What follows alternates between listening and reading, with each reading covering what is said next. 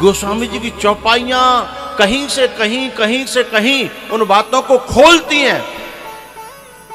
पर ये राम की कथा है, ये बिना राम की कृपा पात्रों की चरण धूलि पाए ये उभरती नहीं है, खुलती नहीं है, ये उपजती नहीं है, प्रकट नहीं होती है। लक्ष्मण ने मन ही मन मांडवी को प्रणाम किया। खुले में तो पत्नी है, अधर्म हो जाएगा और लज्जा के मारे मर जाएगी, लेकिन मन ही मन ऐसी नारी को, ऐसी इसकी जननी को और इसके जनक को मैं प्रणाम करता हूं। वो शिष्य ही कैसा जो अपने गुरु के रास्ते में बाधक बन जाए, वो पत्नी कैसी जो अपने पति के रास्ते में बाधक बन जाए, हैं?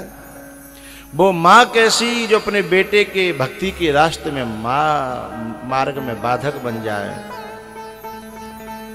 एक दिन भर्तृ और गोपीचंद, ये दोनों मामा और बुआ के लड़के थे, भाई भाई थे, संत हुए, बड़े परम तपस्वी संत। तो माँ कहती है, बेटा तू जा रहा है, मुझे बहुत खुशी है, बहुत खुशी। तू जा रहा है जा, पर ध्यान रखना साधु ही बनना। घर छोड़ने के बाद में कहीं तू स्वादु बन जाए तो तेरा घर छोड़ना व्यर्थ हो जाएगा। स्वादु नहीं, क्या बनना बेटा? साधु। मां के चरणों की रेख लेकर के कहा, मां एक दिन तेरे भर्तरी का नाम होगा। साधुओं में, विरक्तों में तेरे बेटा की गिनती नहीं हुई तो मेरा भी नाम भर्तरी नहीं। एक दिन क्या हुआ, भर्तृ जी महाराज एक जंगल में, एक मंदिर था, मंदिर पे आए थे कहीं जंगल में, और वहाँ एक पत्थर पर सो रहे थे। अपना एक छोटा सा कपड़ा रखते थे।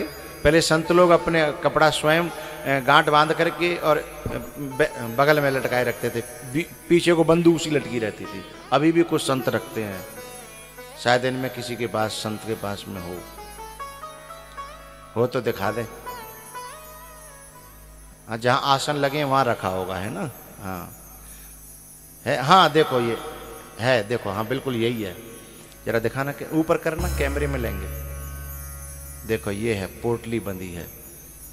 नजदीक से अच्छी तरह लो, ये घुमाना, जरा घुमाना।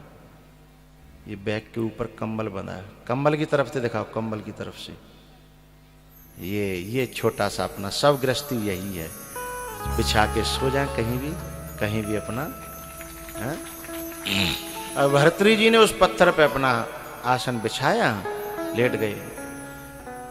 वहां आने जाने वालों का तांता लगा था। तो रात्रि में एक महिला आई और आकर के भर्तृ जी के दूसरी थोड़ी सी बगल में आकर के, और वो उसने अपना आसन लगाया और वो लेट गई। भर्तृ जी ने कहा, ले माई, यहां पहले से मैं लेटा हूं, दूसरी जगह जाओ ना, यहां करके लेट गई हो। सो माई ने कहा ठीक है। अपना बिस्तर उठाया, माई चली आई। फिर उसी जगह पर सुबह भर्तृ की मां मिलने आई। बोले, बेटा मैंने तो कहा था कि तू साधु बनना, तू तो साधु बना ही नहीं। बोले, मैया क्या कमी रह गई बताओ। बोले, ये बता, ये जो आसन है इस पे तेरी रजिस्ट्री है? बोले, नहीं। तो बोले, जब तेरे बगल में कोई दूसरी नारी आके सो जाए तो तू क्या करेगा? बोले, माता एक आई थी रात में, मैंने उसे हटा दिया। बोले, तू साधु नहीं है, तुझे उसे नहीं हटाना चाहिए था, तुझे खुद हट जाना चाहिए था।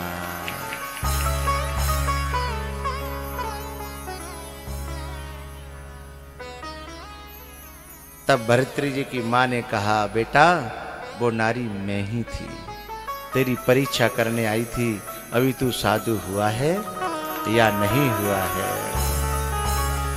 या तो तुझे हट जाना चाहिए था, या फिर एक सीमा ऐसी आती है इससे भी ऊपर, कौन नारी है कौन पुरुष है तेरे को समझ में ही नहीं आना चाहिए था। और ऊपर की स्थिति, फिर से माँ का आशीर्वाद लिया और कहा माँ सही कहती हो, अभी कच्चापन है और कुछ